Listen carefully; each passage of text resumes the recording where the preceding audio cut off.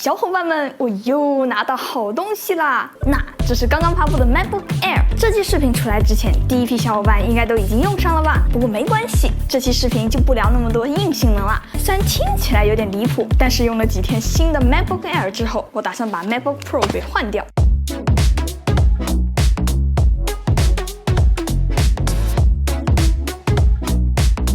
我拿到的是这个午夜色，从外观上来看呢，基本上就是把 MacBook Pro 直接拍扁。说实话没啥创意，但是 Air 的老模具我已经看腻了，换一下还是挺爽的。不过相比造型，我觉得最香的其实是它的这个新配色。我们都知道，其实这代 Air 厚了一点点嘛，但是重量上呢，其实轻了一点。配合这个颜色，看起来一点都没有厚的感觉，纯享轻的优势。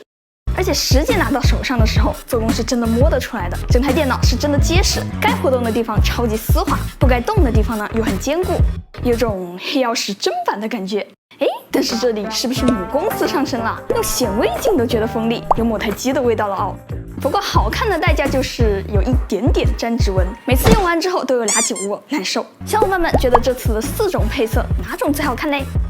其实我用 Pro 之前的笔记本也是 MacBook Air， 用了1年多，当时6000出头买的，现在新的 Air 都已经出来了，它还能卖5000，苹果这保值率真的是离大谱了。当时买 Air 的时候，我确实是因为 M1 心动呢，这么小的笔记本，风扇都没有，也配剪 4K 视频，结果导出速度秒了我当时的台式机。但过了那几天的新鲜劲儿之后呢，其实我根本不关心它是不是能剪 4K、8K 的视频，更不会在意古墓丽影多少帧。MacBook Air 真正独特的地方，其实就写在它的名字里。之前用 Win 笔记本和 Surface 的时候，我总是会在出门之前好好的确认一下它的电量，毕竟80%也不够我用1个下午的。图书馆呢插座说不定还没电，说来也是离谱啊！当时我用的还是1+7 Pro， 2个就搁那赛跑，就看哪个先进。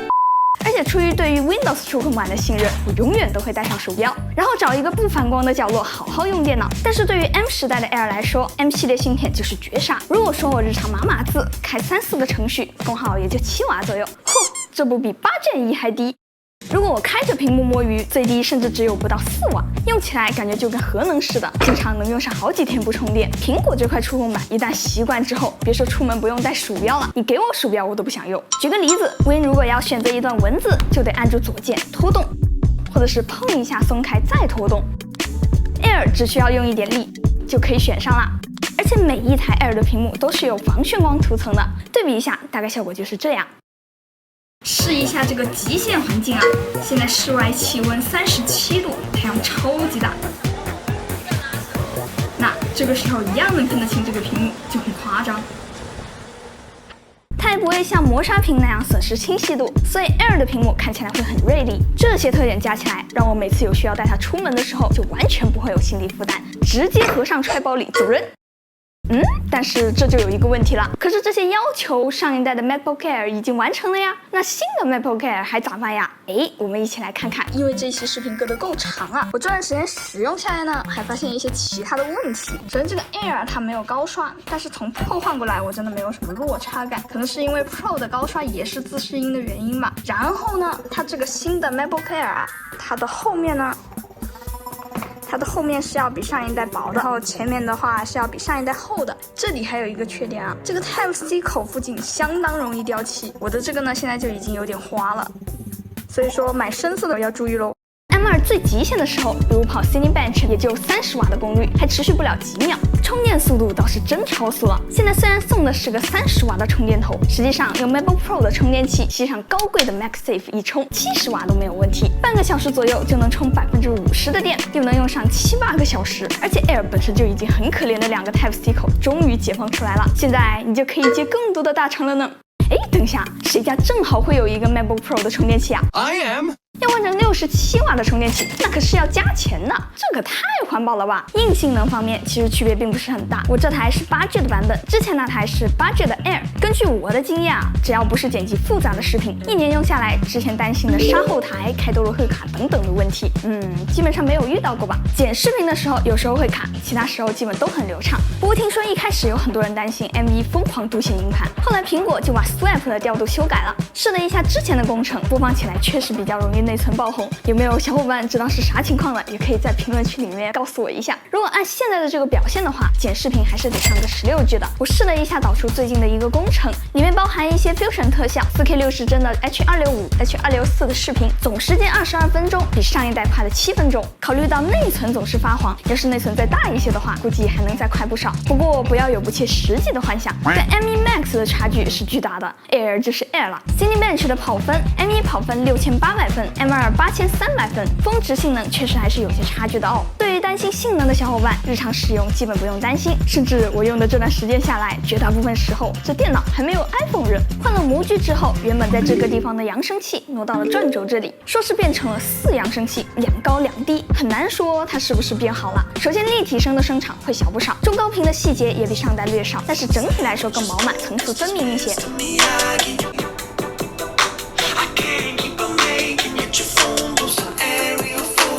么样，哪种调教更对你的胃口呢？扬声器孔这么一取消，整个正面超级整洁，只有一块变大的键盘和触控板。这里还有一个小细节哦，这个键盘的漏光明显比上一代要小很多，晚上用的时候键盘和机身融在一起，高级感一下子就出来了不少。不过一抬头，这个高级感就一下子缺了一个角。iPad Pro 的摄像头都能藏起来，还带 Face ID， 非要加一个刘海很难服众啊。但它的显示效果，我觉得和上一代 Air 的区别还是挺大的。不知道是不是我之前的那个老化了，均匀度和色彩都没有新 Air 舒服，亮度反倒感知不太强，反正没有刘海强。要说这2代 Air 的区别，其实也差不多啦。M1 和 M2 的 Air 在我眼里其实没有太大分别，甚至可以理解成手机里面数字系列和 Pro 系列的感觉。新的 Air 确实也很好的完成了 Air 的职责，一如既往的轻薄，做工优秀，还变得更 Air 了一点。而 M2 虽然没有什么飞跃，倒也不拉垮，但是因为 macOS 和苹果芯片的特殊性，在决定之前一定要想一想，轻巧方便的前提是软件支持，这回可是没有回头路可以走的。如果小伙伴们真的要买的话，考虑一下自己真正的需求，是不是真的会用到很大的程序，不是说微信那种啊，比如剪辑复杂的视频，或者是跑比较大的项目。如果比较轻度使用的话，其实可以把这个钱加在存储上面，这次256G 的 SSD 速度会慢不少。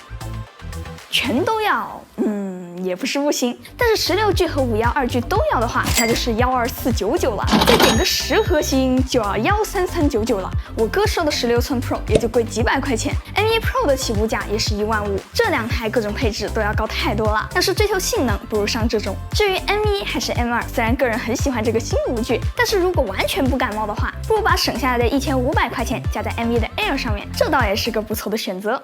好了，那么以上就是本期视频的所有内容啦。如果这期视频对你还有所帮助的话，记得给我点赞、3连关注哦，这对我来说非常重要。那我是七里，咱们下期再见吧，拜拜。